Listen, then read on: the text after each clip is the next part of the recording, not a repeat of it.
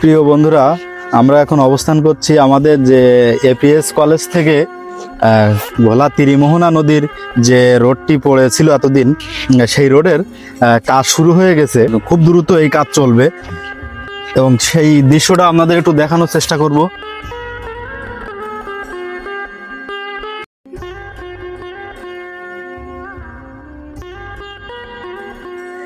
এই পদ্মা দিয়ে প্রায় প্রতিদিন প্রায় হাজার মানুষের চলাফেরা, এবং এই অবদাটার এত পরিমাণ খারাপ অবস্থা ছিল, তো কি বলবো, খুবই বাজে অবস্থা ছিল এবং যাতায়াতের যে এত পরিমাণ অসুবিধা হতো, তো সে কথা আর কি বলবো।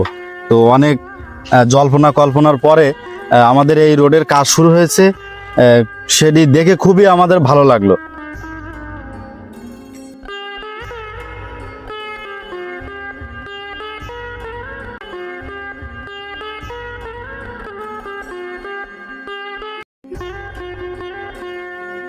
তো পরবর্তীতে কাজের আপডেট হলে আরো আপনাদের জানানোর চেষ্টা করব। সেই পর্যন্ত সবাই ভালো থাকবেন, সুস্থ থাকবেন। পরবর্তীতে দেখা হবে ভালো কোনো ভিডিও।